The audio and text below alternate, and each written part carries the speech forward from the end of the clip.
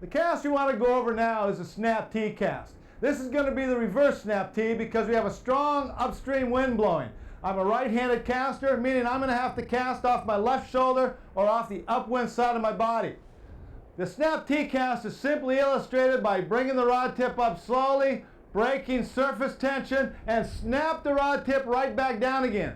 This gives me a huge amount of slack line in front of me where I can now plane the rod up at 45 degrees, load the rod tip up, and smoothly cast it out. It's a very smooth, effortless cast. A very powerful cast, the ideal cast for these strong upstream conditions. Let's go over that cast again. The line is already swung through the drift. It's parallel to the bank. It's dangling down. I bring the rod tip up slowly, slowly, slowly. Accelerate, snap down. That brings a line and a lot of slack out in front of me. I bring the rod up to the 45-degree plane, load the rod tip up, smoothly cast it out, and we get a nice, powerful cast with a good tight loop into these very windy conditions. It's pretty subtle. The snap T is fairly subtle. It's subtly different than the circle cast. In the circle cast, as you remember, I brought the rod tip up slowly the same way, and I rolled it upstream but out towards Center River.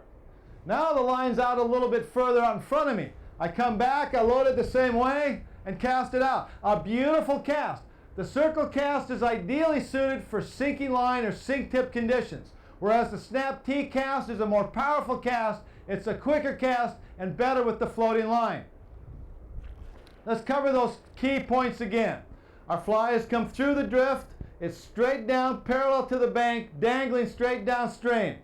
My shoulders relaxed, my forearms and elbows in. I'm going to simply raise the rod tip up slowly, slightly out towards Center River, up and accelerate downward. This gives me the slack line. The fly's positioned just upstream from the angle of the cast. I bring the rod to the 45-degree position, load it up, and cast it straight out. A beautiful, powerful cast.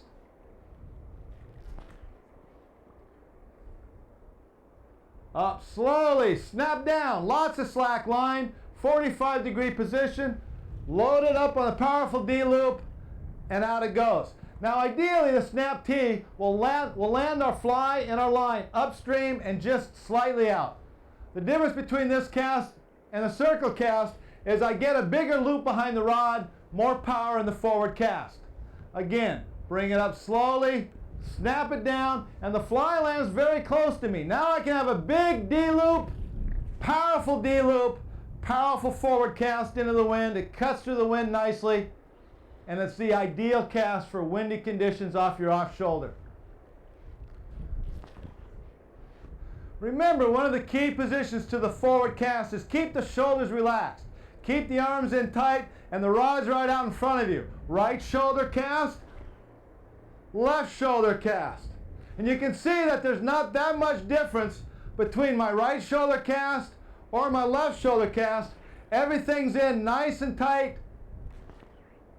We get lots of power. In fact, the casting stroke is almost identical. Right shoulder cast, left shoulder cast.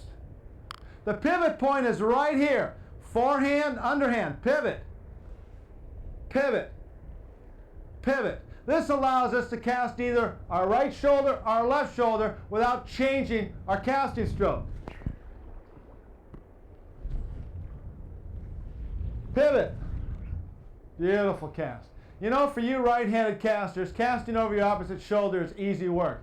In fact, I haven't met a right-handed caster yet that doesn't cast better over his left shoulder. He slows down, his rod's in the more vertical position, he gets a tighter D loop behind the rod tip, and it makes easy work. If I try to do that same cast with my left hand, it goes out, but I can't throw a ball anywhere near the speed with my left hand as I can with my right. I'm right-handed, I'm comfortable with it, and I'm going to use my right hand cast to cover the full range of casting conditions. Beautiful tight loop.